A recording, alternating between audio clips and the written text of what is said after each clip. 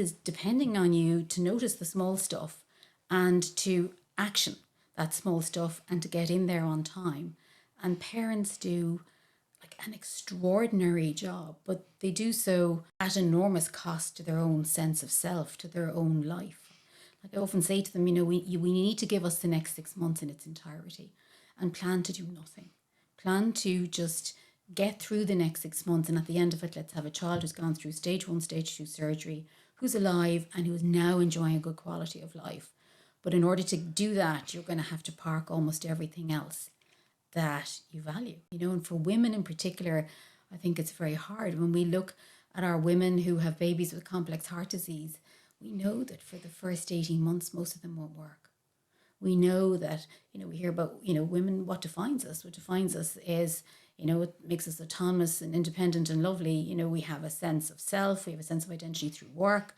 We develop a sense of identity sometimes through motherhood. But if you have a child with complex heart disease, the whole work bit just gets parked. Your financial independence gets parked. Suddenly families might find that they were able to cope on 2 incomes and pay the mortgage, and now they're struggling. They're struggling, and it's really, really hard. And they didn't necessarily buy into this, but they're there. Let's fast forward 12 to 14 years, because a lot of the work that you do as well is looking at, kids in their early teens, and early adolescence. What are the issues that are relevant to kids of that age, and what should parents be aware of? I suppose a lot of what we do at that age is that we reassure the parents of teenagers who are sporty and active and invested in their health, but are experiencing symptoms that might represent heart disease. A lot of what we do is about reassuring people that everything is okay. So what could those symptoms be? Okay, so the most common one we see in boys is chest pain. Chest pain in growing teenagers is super, super common. Cardiac chest pain, angina, is very rare, even in children that we know have heart disease. And so as kids grow and stretch, and particularly boys because they grow so quickly, what you find is that sometimes children will develop and teenagers will develop short, sharp, central chest pain that's not provoked by exercise. It's really sharp, it's really severe, it winds them, they're crouched down, they can't take a deep breath. It lasts a matter of seconds and then it's gone. It's gone as soon as it comes. The girls, and also to a lesser extent the boys, tend to experience problems with fainting. We know that optimizing your cardiovascular health, I think, is one of the biggest avenues to longevity, but also a good quality of life. So they have high blood pressure, they're obese, they are sedentary, they're highly stressed, their alcohol consumption is unacceptable. They're doing something that they could change, that they could take ownership of. And we know now that as parents, we are to an extent the custodian of our long-term children's cardiovascular health.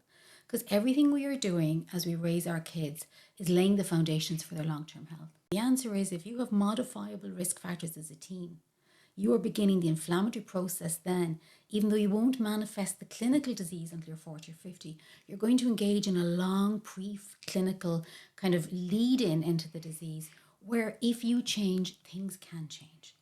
And so again, I think super important not to talk down to people, not to tell them, okay, this is a disaster, you are overweight, you must change things. We need to say, well, you need to change things because although it may not be causing a problem for you now, you are sowing the seeds of long-term cardiovascular ill health. And I do not want you to be a 55-year-old who has its first MI. And these are the kind of things that we can do to try to help you. If we make small changes in terms of going for 2 walks a week, taking that run, cutting back our alcohol intake, don't smoke, don't vape. We have, over a period of decades, we are going to reap enormous rewards and benefits from it. And it's something we can and should be encouraged to do for ourselves. And bringing it back to kids, then, in your opinion, what is the most common modifiable risk factor that you are beginning to address now? Is it diet? Is it lack of exercise? Or is it a combination of both? I think it is a combination of both. And I think the first thing is, we need to understand that there are huge challenges. We have a huge problem with, accommodation and homelessness in this country. And it's very hard for people to do the kind of things I'm talking about, to engage in the community, to get embedded, to join your GAA team. You don't have a home address. So there are lots of things that a lot of the families I see, they are really struggling. And the other thing that they're struggling with making food choices in relation to favouring healthy foods that might be more costly.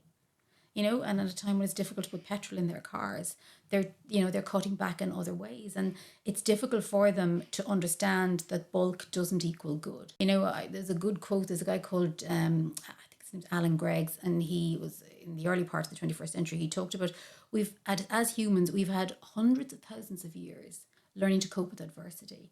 The challenge now is to learn to be healthy in prosperity.